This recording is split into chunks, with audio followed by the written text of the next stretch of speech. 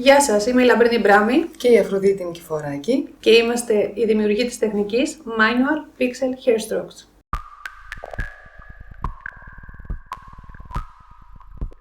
Πάντα πρέπει να προστατεύουμε και τον εαυτό μας αλλά και τον πελάτη μας, φορώντας γάντια ώστε να μην ερχόμαστε σε επαφή με το γυμνό δέρμα. Αργότερα, πριν ξεκινήσουμε τη διαδικασία, καθαρίζουμε το δέρμα της κάθε πελάτη σας για να βγάλουμε όλο το make-up ή και make-up να μην έχει, προσπαθούμε να καθαρίσουμε την περιοχή γιατί όπως είπαμε η υγιεινή είναι πάνω απ' όλα.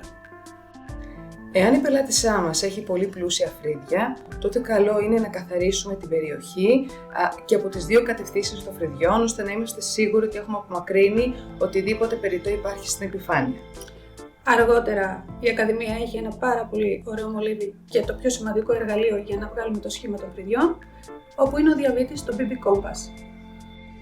Πάντα ξεκινάμε το σχήμα με τη βοήθεια του διαβήτη. Αφού βρούμε το κέντρο του προσώπου, με τη βοήθεια πάντα του BB Compass, τοποθετούμε τη μεγαλύτερη απόστασή του στο λευκό σημείο των ματιών. Αυτό είναι που θα μας δώσει το σημείο 1, όπου ξεκινάει το φρύδι μας. Όπως βλέπετε και στο βίντεο, γυρνάμε μετά το πρόσωπο της πελάτης σας και τοποθετούμε το διαβήτη στην άκρη της μύτης και τελειώνει στην άκρη του βλεφάρου, έτσι ώστε να δημιουργήσουμε το σημείο 3, όπου είναι και το τελείωμα, η ουρά του φρυδιού όπως λέμε. Το ίδιο κάνουμε και από το άλλο μάτι. Έχουμε μετρήσει ήδη τις αποστάσεις, τις έχουμε μεταφέρει και κάνουμε ακριβώς το ίδιο και στο άλλο μάτι για να βγάλουμε και από εκεί το σημείο 3. Με τη μεγαλύτερη απόσταση του διαβήτη, ανοίγουμε το διαβήτη και πιάνουμε το σημείο 1 και 3, γυρνώντας το στη μικρή απόσταση και τοποθετώντας το στο σημείο 1, μας δίνει το σημείο 2, η οποία είναι η κορυφή του φρυδιού μας. Αργότερα τοποθετούμε το διαβήτη, όπως βλέπετε και στο βίντεο, ακουμπώντας το από το μικρό σημείο στο σημείο 3 και έτσι βγάλαμε το σημείο 5.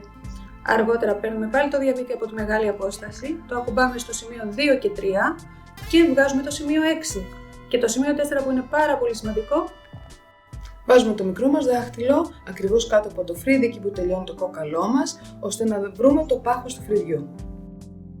Και αφού έχουμε τελειώσει το σχήμα και έχουμε βγάλει τα σημεία που θέλουμε, αργότερα πάμε να τα μεταφέρουμε όλα τα σημεία στο άλλο φρύδι, στην άλλη πλευρά του φρυδιού, έτσι ώστε να δημιουργήσουμε ίσες αποστάσεις για να έχουμε αργότερα το τέλειο σχήμα.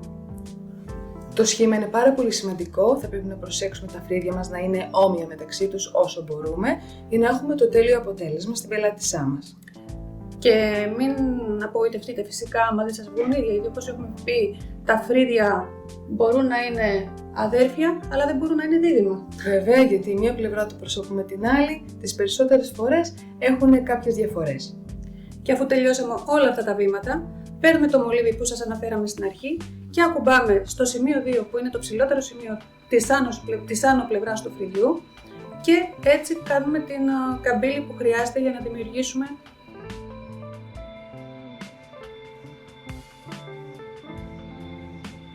γιατί όπως έχουμε πει τα φρύδια μπορεί να είναι αδέρφια αλλά δεν μπορούν να είναι δίδυμα. Οπότε μην απογοητεύεστε σε περίπτωση που δεν σας βγει ίδιο. Όλες οι πλευρές είναι τελείως διαφορετικές μεταξύ τους. Ξεκινάμε λοιπόν να ενώσουμε τα σημεία 1-1. Έχουμε ενώσει το σημείο 2 με το σημείο 3 και πάμε από το σημείο 4 να συνδέσουμε το σημείο 5, το σημείο 6 και το σημείο 3. Και αφού τελειώσαμε αυτά τα σημεία, πάμε να δημιουργήσουμε την πάνω πλευρά του φρυδιού ενώνοντας το σημείο 1 με το σημείο 2 και το σημείο 3. Να σημειώσουμε ότι το σημείο 2 είπαμε ότι είναι το ψηλότερο σημείο στην άνω πλευρά του φρυδιού, το σημείο 6 αντίστοιχα είναι το ψηλότερο σημείο στην κάτω πλευρά του φρυδιού. Είναι αυτό που κάνει την καμπύλη στο φρύδι μας και μας δίνει το σχήμα που επιθυμούμε. Με τον ίδιο τρόπο λοιπόν μεταφερόμαστε στο άλλο φρύδι, αφού μετρήσουμε τις αποστάσεις να είναι στο ίδιο ύψος. Ξεκινάμε από το σημείο 2 να κατεβούμε στο σημείο 3 και έπειτα από το σημείο 4, 1-1 ενώνουμε μέχρι το σημείο 5, το σημείο 6 και το σημείο 3. Φυσικά, πέρα από το σχήμα, το πιο σημαντικό είναι να έχουμε και πάρα πολύ ωραίο τέντομα του δέρματος. Χωρίς το τέντομα, το μολύβι δεν γράφει καλά, άρα είναι ένα πάρα πολύ σημαντικό κομμάτι που πρέπει να έχετε πάντα στο μυαλό σας για να μπορεί να σας βγει η γραμμή και στο μολύβι αλλά και κατά τη διάρκεια της εργασίας. Αφού τελειώσουμε λοιπόν το σχεδιασμό, περνάμε στην εφαρμογή της Ακαδημίας μας, το FEAP, ώστε να δούμε αν το σχήμα που έχουμε κάνει είναι σωστό. Εδώ θα δείτε αυτή την εφαρμογή που θα την κατεβάσετε την ώρα του μαθήματος, όπως και το Craft Master. Βλέπετε διάφορες γραμμές, όπου η κόκκινη γραμμή πρέπει να είναι στο κέντρο της μύτης. Είναι αυτό που είπαμε πριν, ότι τεντώνουμε με το διαβήτη και βρίσκουμε το κεντρικό σημείο του προσώπου. Αργότερα ενώνουμε τις γραμμές. Πάντα η λευκή γραμμή πρέπει να είναι στην άκρη, στη ρίζα της βλεφαρίδας. Η μία μαύρη γραμμή πρέπει να είναι ακριβώς στο σημείο 2 που είπαμε ότι είναι το ψηλότερο σημείο της άνω πλευράς του φρυδιού. Η άλλη πρέπει να ξεκινάει στο σημείο 1, πρέπει να είναι στην ίδια ευθεία. Και η τελευταία μαύρη γραμμή πρέπει να είναι στο σημείο 4. Και έτσι έχετε καταλάβει αν έχετε ένα σωστό σχήμα. Με αυτή την εφαρμογή δεν θα μπερδευτείτε ποτέ και θα είστε σίγουροι για το αποτέλεσμα που θα έχει η πελάτη σας στο σχήμα της. Αν λοιπόν όλα αυτά είναι σωστά, μπορείτε να συνεχίσετε στην εφαρμογή της τεχνικής. Ξεκινάμε λοιπόν με το μολύβι της Ακαδημίας μας και σχεδιάζουμε πάνω στο φρύδι που ήδη έχουμε έτοιμο από πριν τις γραμμές που θέλουμε να δημιουργήσουμε. Είναι πολύ πιο εύκολο γιατί υπάρχει ένας οδηγός ώστε να ξέρετε κατά τη διάρκεια της εφαρμογής που πρέπει να πατήσετε με τη βελόνα σας. Και σε αυτό το σημείο να πούμε ότι φυσικά και η φυσική τρίχα της κάθε πελάτης σας βοηθάει και προσπαθούμε να την ακολουθούμε πιστά και γενικά χωρίς το σκέτς, για αρχή τουλάχιστον, καλό είναι δεν μπορείτε να έχετε το αποτέλεσμα που θα θέλατε. Το σκέτς είναι αυτό που θα σας βοηθήσει να ξέρετε πού θα δημιουργήσετε το κάθε πίξελ. Ακολουθώντας πάντα, όπως είπε και η Λαμπρινή, την φυσική μας τρίχα. Βλέπετε εδώ, το ίδιο, ό,τι έχουμε μάθει μέχρι σήμερα, το δημιουργούμε πάνω σε φυσικό φρύδι. Και όπως βλέπετε και εδώ με το μολύβι, δημιουργούμε το spine με την ίδια μέθοδο. Κάνουμε τα πάντα sketch. Έχουμε ξεκινήσει λοιπόν με τις πρώτες γραμμές, τις head strokes που λέμε εμείς. Έχουμε κάνει το spine και εδώ βλέπετε να δημιουργούμε τις κάτω γραμμές, οι οποίες ξεκινούν από το περίγραμμα που έχουμε ήδη δημιουργήσει και πάνε και αγκαλιάζουν το spine. Και καλό είναι να σημειώσουμε ότι να μην ξεφεύγουμε από το περίγραμμα, έτσι ώστε το αποτέλεσμα μετά να είναι όσο πιο ευθεία γίνεται. Γι' αυτό και όλες κάνουμε το περίγραμμα στην αρχή. Είναι πάρα πολύ σημαντικό να το ακολουθούμε πιστά. Ενώ κάναμε τις κάτω γραμμές, τώρα δημιουργούμε τις άνω γραμμές. Είναι και το φρύδι, έχει το σώμα του. Έχει κεφάλι, ραχοκοκαλιά, κάτω πλευρά, πάνω πλευρά. Το ίδιο λοιπόν, αφού τελειώσουμε με το ένα φρύδι, πάμε να το κάνουμε και στην άλλη πλευρά. Με την ίδια ακριβώς διαδικασία. Τις πρώτες γραμμές, το spine, τις κάτω και έπειτα τις πάνω. Και πάμε τώρα στα εργαλεία τα οποία δουλεύουμε, το οποίο είναι το Universal Holder και μετά φυσικά είναι και η βελονίτσα, θα το πω, η οποία είναι σχεδιασμένη έτσι να κάνει πιο εύκολη τη δουλειά σας. Έχει 4 δοντάκια μέσα και τώρα βλέπετε ότι το τοποθετούμε πάντα αποστηρωμένα, δεν ακουπάμε με γυμνά χέρια, στο Universal Holder.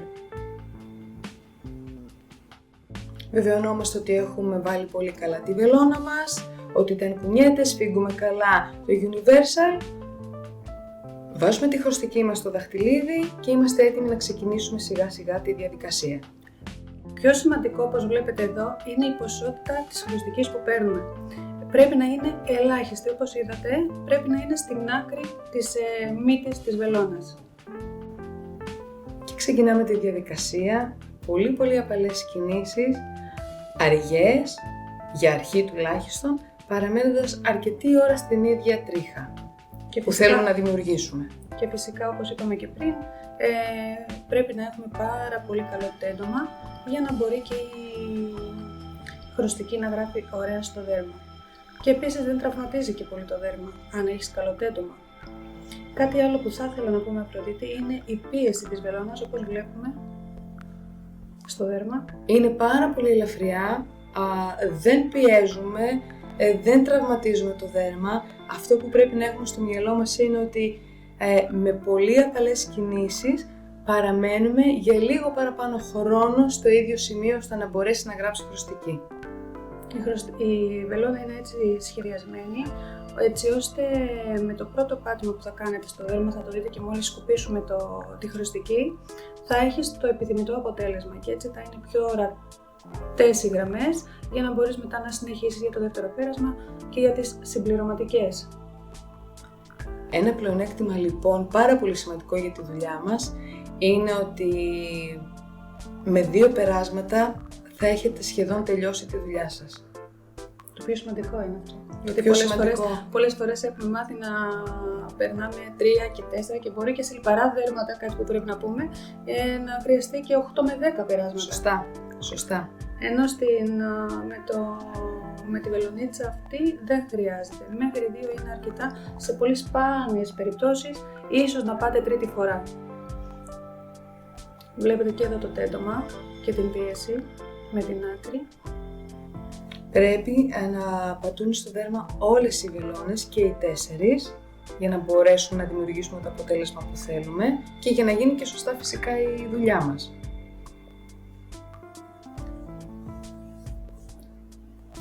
Αν βλέπετε στις γραμμές αυτές, βλέπετε ότι ενδιάμεσα έχουμε λίγο αιματάκι.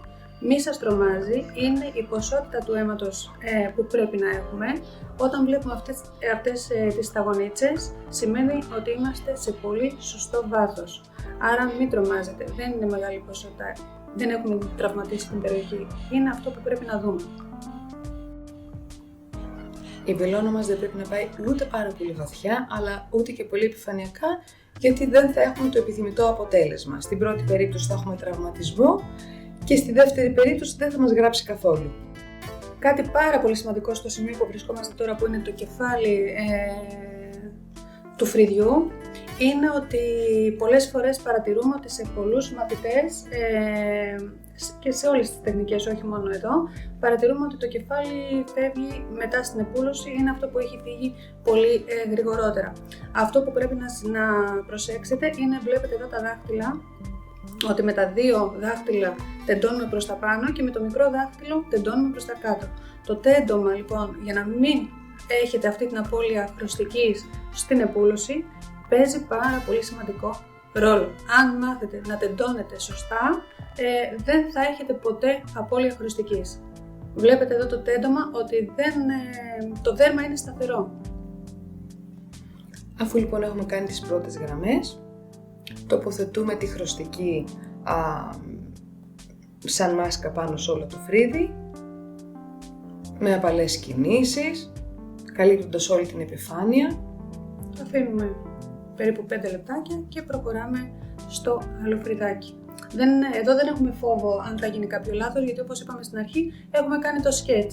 Άρα δεν υπάρχει πρόβλημα αν καλύψετε με χρωστική με μάσκα για 5 λεπτά το φρύδι που τελειώσατε, γιατί ήδη έχετε δημιουργήσει τις τρίχες που ξέρετε ότι θέλετε να δουλέψετε και πώς θέλετε να πάτε το pattern. Άρα όσο περιμένουμε τη μάσκα στο πρώτο μας φρύδι, πηγαίνουμε και δημιουργούμε το απέναντι ακριβώς φρύδι με την ίδια διαδικασία. Πολλές φορές είναι πιο εύκολο στο δεξί φρύδι να τεντώνουμε λίγο καλύτερα και να δουλεύουμε λίγο καλύτερα, κυρίως στο κεφάλι. Πιστέψτε με λίγη πρακτική και εδώ όπως βλέπετε, αν κάνετε σωστό τέντομα και από την άλλη πλευρά του φρύδιου, το αριστερό φρύδι, θα έχετε επίσης πάρα πολύ ωραίο αποτέλεσμα. Έχουμε τελειώσει λοιπόν, αφήνουμε τη μάσκα στο δεύτερο φρύδι και σκουπίζουμε το πρώτο μας φρύδι και όπως βλέπετε με την πρώτη κιόλας εφαρμογή έχει γράψει τέλεια. Και πάμε λοιπόν με τη βοήθεια του μολυβιού μας πάλι να δημιουργήσουμε τις δεύτερες γραμμές ώστε να κάνουμε την εφαρμογή μας πιο εύκολη. Να πούμε σε αυτό το σημείο ότι θα δείτε σε πολλά Craft Master ή πολλοί εκπαιδευτές ο κάθε εκπαιδευτής έχει το δικό του τρόπο. Εμάς μας αρέσει να το δείχνουμε βήμα-βήμα. Σε πολλά Craft Master μπορεί να δείτε όλο το sketch με όλες τις γραμμές από την αρχή τελειωμένες.